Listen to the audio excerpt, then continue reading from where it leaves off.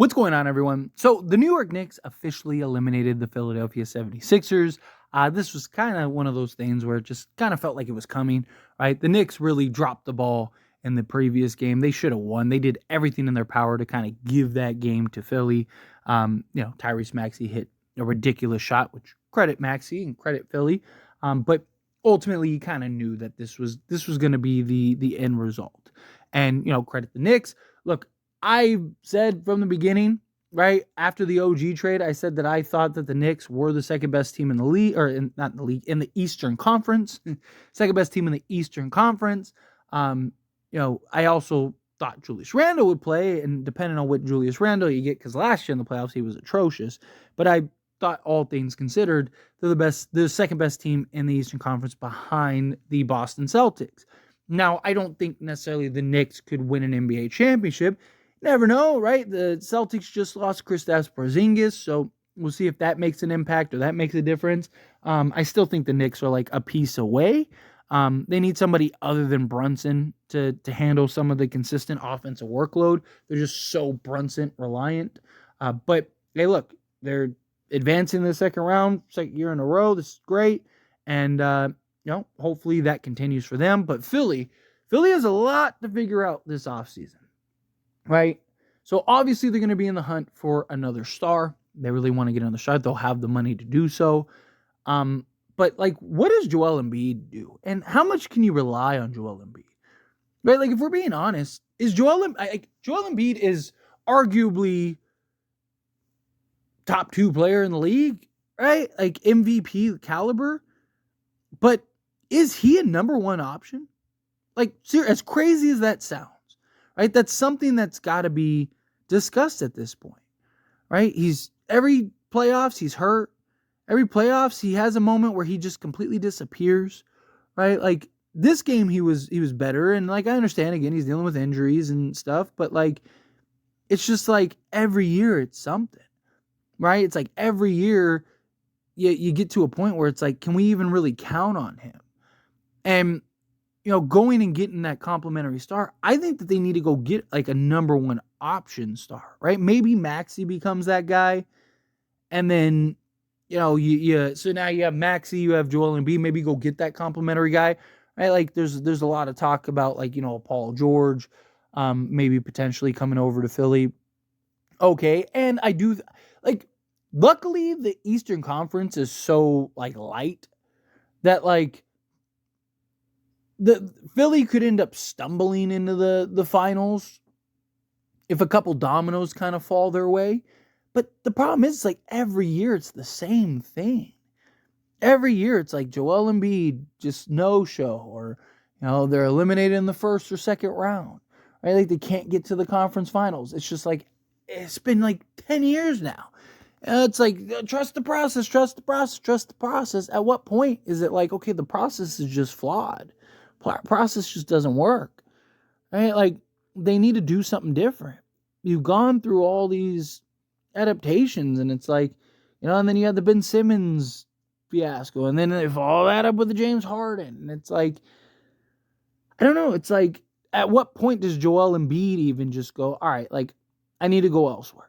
It's time for me to, request a trade, get on out of here, right? And that's something if okay, they want to go get Paul George, right?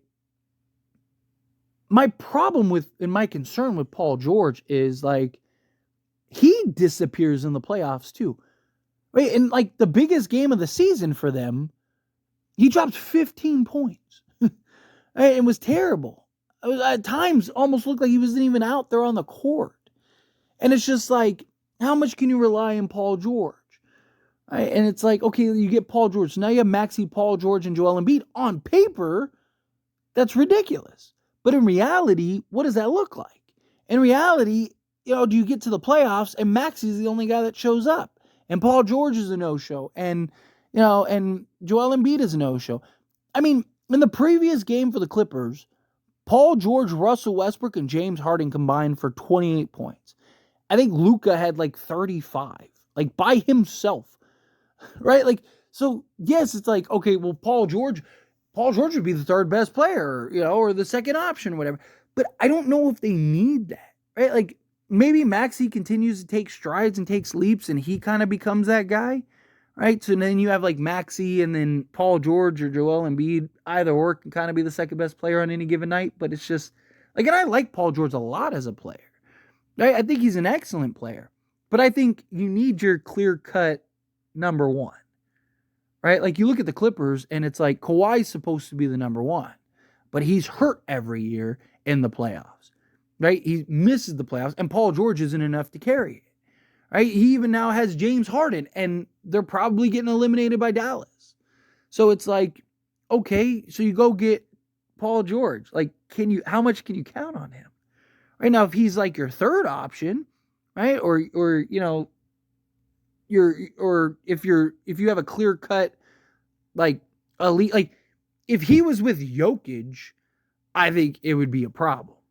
Right? Like, if you put Paul George alongside Jokic, I think you have a problem because Jokic is clearly a number one guy. You know what you're going to get from him. Even a bad game is best in the league. Right? Like, so with Joel, it's like, I don't know.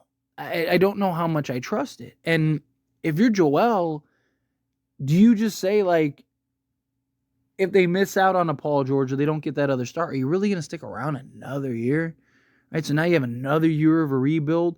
You know, and like, look, maybe he doesn't care so much about winning and legacy and stuff like that, but I don't know. I think he does. I mean, you're seeing the frustration starting to pile on. You're seeing him just kind of, in reality, just having these dirty plays. We had like a handful of just like dirty sequences.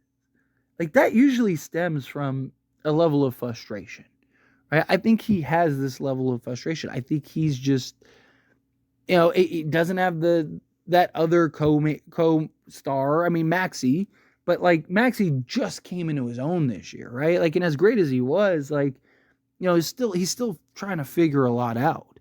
I don't know. I think, in all honesty, I think Philly should just move off of him. Right? Like, let him go be somebody else's problem. Right? Let somebody else deal with like his injuries and him being a no-show in the playoffs and stuff, right? Like, problem is, like, if he goes to a team and he wins a championship, then you kind of are like, you know, see, look, you know, he, as soon as he goes there, but it's also a possibility, depending on where he goes, that doesn't happen, right? If he keeps disappearing and a team trades for him because they think he's the other star, right? I don't know. I think it's kind of getting to the point where it's like, okay, both sides might need to just separate. Right? It's like that marriage that everybody clearly sees just doesn't work. And it's like, man, they really should get a divorce, but they just like stay together for the kids or whatever. It's like, that's kind of how this is feeling with Joel Embiid and the Sixers. It's kind of just feels like, you know, they're just staying together for the fans, you know, and they should really get divorced. And like the fans should be like pushing for it. I don't know, just kind of a thought. And it's just like, it's another disappointing season for Philly. But anyway, as always, this is a discussion. Pass a question on you. Let me know your thoughts and opinions down in the comments below. What do you think? How do you feel? What are your thoughts? Do you like the idea of potentially trading Joel Embiid? Do you think Joel Embiid should want out? Do you think no, go get another star? Do you like the idea of Paul George? Right? It's just really, it's really wild, right? Like Philly just has a lot that they need to kind of work through. They have a lot that they need to talk about, a lot that they need to figure out. I really think that it's time to move on, right? It's just like, how much more are you going to do this? To me, it's like trade Joel Embiid, build around Tyrese Maxey. I think that there's a real argument for that. Like, genuinely. It's like, how many more years are you just going to go through Joel Embiid injured and, you know, him a no-show in the playoffs and, you know, you being a first or second round exit? Right? It's like, at some point, it's like, you know, it's the definition of insanity. You keep doing something over and over and over again, expect a different result. Like, that's kind of what we're at with Philly, right? Maxey's 23 years old, right? Like, to me, it's like, just, he's your guy, right? He showed that he can be that beast. So let him go be that beast, right? Like, you know, go get a bunch of young talent and picks and stuff for Joel Embiid. You'd get a monster haul. Or you get one of the biggest trade returns in NBA history. and, trade Joel Embiid, build around Maxey, and kind of start a new process. But again, how do you feel? What are your thoughts? Let me know down in the comments below. That being said, if you haven't liked this video, hit that like button. Helps me a lot. So I enjoy these types of videos, and I truly appreciate it. Not subscribe channel, hit that subscribe button. Turn on the bell notifications. Appreciate y'all. See you in the next one. Thank you.